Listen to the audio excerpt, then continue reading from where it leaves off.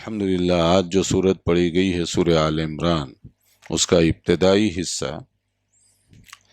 سورہ آل عمران قرآن کریم کی ان صورتوں میں سے ہے جو مختلف قسم کے احکام اور مسائل اور اس سے متعلقہ امور اس میں بیان کیے گئے ہیں، اور اسی طرح سے مسلمانوں کے عروج اور زوال کے واقعات کہ ترقی ملتی ہے تو کب اور کیوں، اور اگر کوئی قوم تنزلی کا شکار ہوتی ہے تو کیوں اور کب، اس کے اسباب اس کے اندر بیان کیے گئے ہیں۔ لیکن یہ ایک تفصیلی موضوع ہے، مگر اس وقت جو شروع میں بات کہی گئی اس کے صورت کے ان اللہ لا یخفی علیہ شیء فی الارض ولا فی السماء، کہ اللہ تعالیٰ پر کوئی چیز مخفی نہیں ہو سکتی، کہ آپ کوئی کام کریں، کوئی بات کریں، کوئی آپ کا ایکشن ہو اور اللہ سے آپ وہ چھپا لیں، یہ ممکن نہیں ہے۔ جو کچھ آدمی دنیا میں کام کر رہا ہے، جو کچھ ہماری گفتگو ہے، جو کچھ ہمارے اعمال ہیں، وہ سب آن دی ریکارڈ ہیں، اور یہی وہ ریکارڈ نام اعمال ہے جو قیامت کے دن ہمارے ہاتھوں میں دیا جانے والا ہے۔ وہ اللہ جو انسان کی تخلیق اور اس کا منصوبہ تو اس وقت بناتا ہے جب انسان ابھی مادر رحم میں ہوتا ہے، تو اسی وقت اس کی شکل و صورت اور اس سے متعلق فیصلہ کر دیا جاتا ہے۔ تو پوچھا یہ جا رہا ہے کہ جس اللہ کی اتنی قدرت ہے، کیا تم یہ سمجھتے ہو کہ اپنی گفتگو اور ایکشن کے ذریعے سے اللہ کو دھوکہ دے دو؟ کوئی انسان ہے یا کوئی مخلوق ایسی ہے جو اللہ تعالیٰ کو دھوکہ دے؟ میں آپ کو اور آپ مجھے کئی بار دھوکہ دے سکتے ہیں، اپنے روزانہ کی زندگی میں تجربات آپ نے کیے ہوں گے، لیکن اللہ رب العالمین جس کے بارے میں کہا گیا علیم بذات الصدور، وہ دل کی دھڑکن اور خیالات سے بھی واقف ہے۔ میرے ذہن اور خیال میں جو وسوسے اور خیالات آ رہے ہیں، اللہ تعالیٰ اس سے باخبر ہے۔ یہ اور بات ہے کہ دل میں آنے والے خیالات کو اللہ نے معاف کر دیا جب تک آدمی عمل کرنے کا منصوبہ اور پلاننگ نہ کرے۔ ان اللہ تجاوز عن امتی ما وسوست بہ الصدور، جو دل میں خیالات آتے ہیں، وسوسے آتے ہیں، اللہ نے اس کو معاف کیا۔ کب تک؟ جب تک کہ وہ اس پر عمل کرنے کا پلان نہ بنا لے یا عمل نہ کر بیٹھے۔ جب وہ عمل کرنے کا ارادہ کر لے تب تو وہ معافی نہیں ہے اس کی۔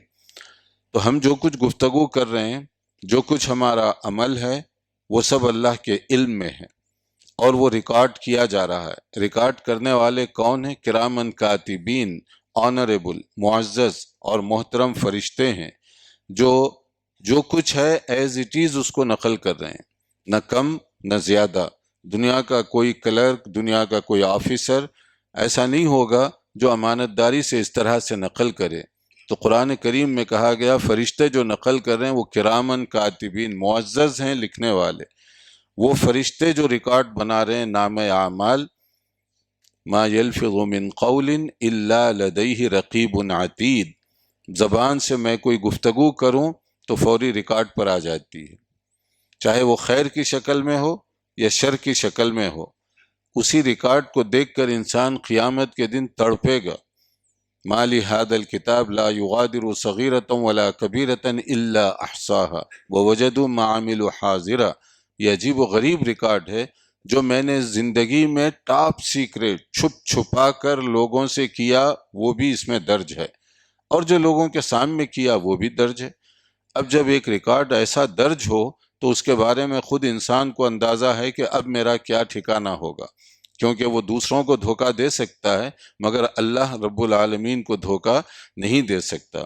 تو اس میں ایک نقطہ تو یہ سمجھ لیجئے کہ ہم جو کچھ کہہ رہے ہیں یا کر رہے ہیں، ہماری گفتگو یا ہمارا ایکشن ہمیں جنت کے قریب بھی لے جا رہا ہے اگر وہ درست ہوگا، یا جہنم کے قریب بھی لے جا رہا ہے اگر وہ غلط ہوگا۔ تو اس لیے انسان کو کبھی یہ نہیں سمجھنا چاہیے کہ میں فلاں کو دھوکہ دے دیا، میں فلاں کو چکر چلا دیا، میں یہ کر لیا۔ یہ کمال اور عقل مندی نہیں ہے، کیونکہ یہی وہ چیزیں ہیں جو قیامت کے دن ندامت اور پچھتاوے کا سبب بننے والی ہیں۔ اور دوسری چیز، گفتگو سے پہلے آدمی سمجھے کہ یہ بات مجھے جنتی بھی بنا سکتی ہے یا جہنمی بنا سکتی ہے، کہ میں کیا کہہ رہا ہوں۔ اس لیے نبی صلی اللہ علیہ وسلم سے جب پوچھا گیا نجات کا راستہ کیا ہے، یعنی قیامت کے عذاب سے بچنے کا بہترین طریقہ کیا ہے؟ آپ نے کیا ارشاد فرمایا؟ آپ صلی اللہ علیہ وسلم نے کہا امسک علیک لسانک، زبان کی حفاظت کرو۔ یعنی ایک بہت بڑا سوال کیا گیا تھا اور اس کا مختصر اور سمپل آپ نے جواب دیا کہ نجات کے لیے ضروری ہے کہ تمہاری زبان قابو میں رہے۔ اسی لیے ایک اور حدیث ہے جس میں کہا گیا من کان یؤمن باللہ والیوم الآخر فلیقل خیرا او لیصمت، جو اللہ اور آخرت پر یقین رکھتا ہو، ایمان رکھتا ہو، اس کے لیے ضروری ہے کہ بولے تو اچھی بات، اور اگر نہیں تو خاموشی اختیار کرے، اس لیے کہ خاموشی ہزار مصیبتوں سے انسان کو نجات دینے کا سبب بن سکتی ہے۔ من صمت نجا، ایک اور حدیث میں کہا گیا کہ جو آدمی سکوت اختیار کرے، خاموشی اختیار کرے، وہ گویا کہ نجات پائے گا۔ تو لوگ بولنے کو فن سمجھتے ہیں، حالانکہ بولنے سے زیادہ سننا وہ بھی فن ہے، گفتگو سے زیادہ خاموشی۔ ہاں، جہاں بولنے کی ضرورت ہے آدمی وہاں بولے، مگر بولنے سے پہلے تول کر بولے، کیونکہ یہ زبان آپ کو لوگوں کے بھی قریب کر سکتی ہے، محبوب بنا سکتی ہے، اور لوگوں سے بھی آپ کو دور کر سکتی ہے۔ اسی لیے عربی کی ایک کہاوت ہے کلم اللسان انکا من کلم السنان، کہتے ہیں کہ تیر، بھالا اور تلوار سے جو زخم لگتا ہے، مرہم کے ذریعے سے اس کو مندمل کیا جا سکتا ہے زخم کو، مگر زبان سے جو زخم لگتا ہے اس کا کوئی علاج نہیں۔ ایک بار نکل گئی بات، پھر اس کے بعد میں اس کا نقصان ہی نقصان ہے۔ تو تیر اور بھالے کا جو زخم ہے اس کو مرہم پٹی سے آپ دور کر لیں گے، لیکن زبان سے جو لگنے والا نشان ہے اس کو، اس نقصان کی، اس کی تلافی ممکن نہیں۔ ویسے آدمی کہتا ہے ٹھیک ہے میں ساری ہوں، کبھی کہہ دیتا ہے کہ میں الفاظ واپس لیتا ہوں، الفاظ نکل گئے، واپس نہیں لیے جا سکتے، اس کا زخم لگ چکا ہے۔ یہ اس کے نقصان کو کم کرنے کے الفاظ ہیں، نقصان بعد میں زیادہ نہ ہو اس کے یہ الفاظ ہیں۔ بہرحال اس میں ایک نکتہ یہ ہے کہ آدمی اپنی زبان کا صحیح استعمال کرے، اور دوسرا عمل جو بھی کرے وہ اس تصور کے ساتھ کرے کہ میرا کام مجھے جنتی بھی بنا سکتا ہے یا جہنمی بھی بنا سکتا ہے۔ مثلا میں چل رہا ہوں یہاں سے گھر تک، میں یہ کہتا ہوں کہ میں جاتے ہوئے سبحان اللہ، الحمدللہ، ذکر و اذکار کرتا ہوا جاؤں گا، تو میں قدم تو اتنے ہی اٹھاؤں گا، گھر تک پہنچنے میں وقت بھی اتنا ہی لگے گا، مگر میرا ہر قدم مجھے جنت کی طرف لے جائے گا، نام اعمال کو بھرنے کا سبب بن جائے گا۔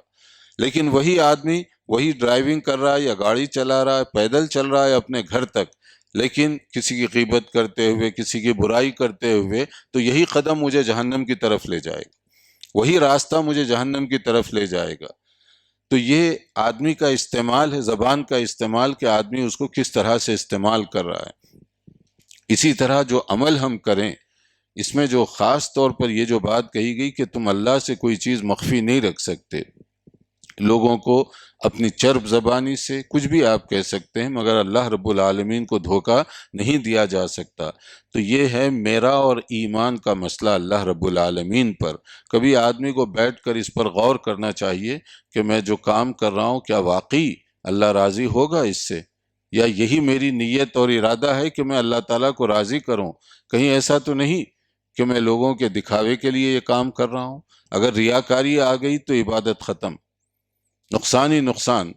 اگر حق کو باطل، باطل کو حق میں بتا رہا ہوں، تو دنیا چاہے یس کر دے، لیکن اللہ رب العالمین کی بارگاہ میں وہ قبول نہیں ہوگا۔